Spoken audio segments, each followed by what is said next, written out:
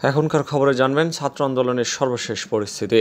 সারা দেশে ছাত্র জনতার উপর গণহত্যা, গণগ্রেপ্তার, হামলা, মামলা, গুম এবং খুনের প্রতিবাদে মার্চ ফর জাস্টিস কর্মসূচিতে ঢাকা বিশ্ববিদ্যালয়, হাইকোর্ট এবং সিএমএম কোর্টে বিক্ষোভ চলছে।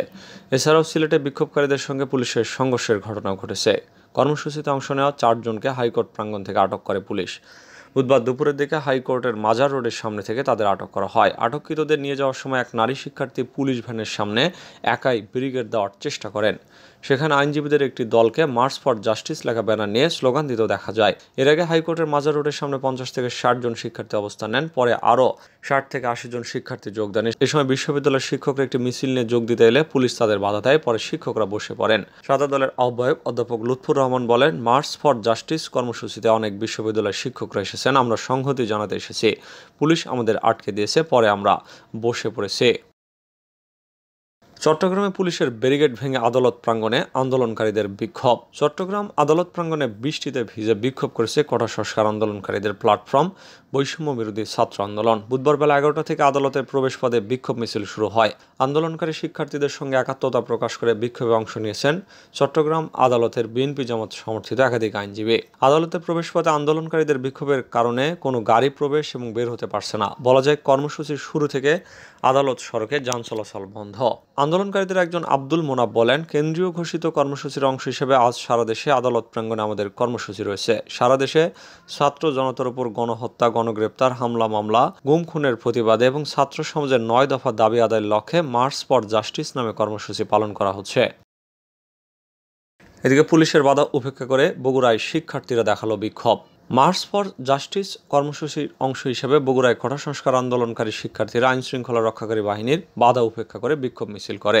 বুধবার বেলা 11টার পর থেকে দুপুর 1:45 পর্যন্ত শহরের জলেশ্বরীতলা আদালত ও পুলিশ সুপার কার্যালয়ের সামনে সড়কে এই কর্মসূচি পালন করা হয়। প্রত্যক্ষদর্শীরা জানান, বেলা আনুমানিক 11:30টার দিকে শত শত শিক্ষার্থী মিছিল নিয়ে জলেশ্বরীতলা কালী মন্দির সামনে রাস্তা দিয়ে আদালতের দিকে এগিয়ে যেতে থাকলে কালীবাড়ি মন্দিরের সামনে পুলিশ বাধা দেয়। এ সময় শিক্ষার্থীরা মুহুর্মুহু স্লোগান দিয়ে বাধা টপকে সামনে এগোনোর চেষ্টা করলে উত্তেজনা দেখা দেয়। সিনিয়র পুলিশ অফিসারদের হস্তক্ষেপে পরিস্থিতি শান্ত হবার পর শিক্ষার্থীরা মিছিল নিয়ে সামনে এগোতে থাকে। বগুড়া জজ কোর্ট এবং ম্যাজিস্ট্রেট কোর্ট ভবনের সামান্য দূরে আলতাফুন্নেসা খেলার মাঠ সংলগ্ন রাস্তায় যাওয়ার পর পুলিশ মিছিল নিয়ে আর এগোতে দেয়নি।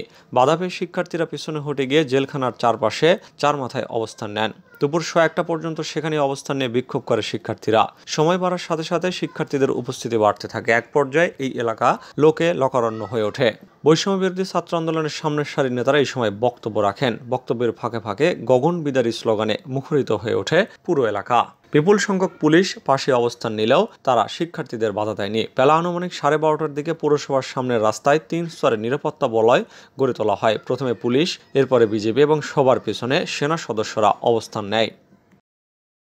এর মধ্যে শুক্রবার নতুন কর্মসূচি দিয়েছে বৈষম্য বিরোধী ছাত্র আন্দোলন। কোটা সংস্কার আন্দোলন ঘিরে শিক্ষার্থী নিহত হওয়ার ঘটনায় সুষ্ঠু তদন্ত এবং বিচার সহ 9 দফা দাবিতে নতুন কর্মসূচি দিয়েছে বৈষম্য বিরোধী ছাত্র আন্দোলনের ইস্ট ওয়েস্ট বিশ্ববিদ্যালয়ের শিক্ষার্থীরা। শুক্রবার বিকেল 3টায় রাজধানীর জাতীয় প্রেস ক্লাবের সামনে অবস্থান কর্মসূচি পালন করবেন তারা। নতুন কর্মসূচি ঘোষণার আগে বুধবার দুপুরে বৈষম্য বিরোধী ছাত্র আন্দোলনের মার্চ ফর জাস্টিস কর্মসূচির অংশ হিসেবে হাইকোর্টের সামনে বিক্ষোভ করেন শিক্ষার্থীরা।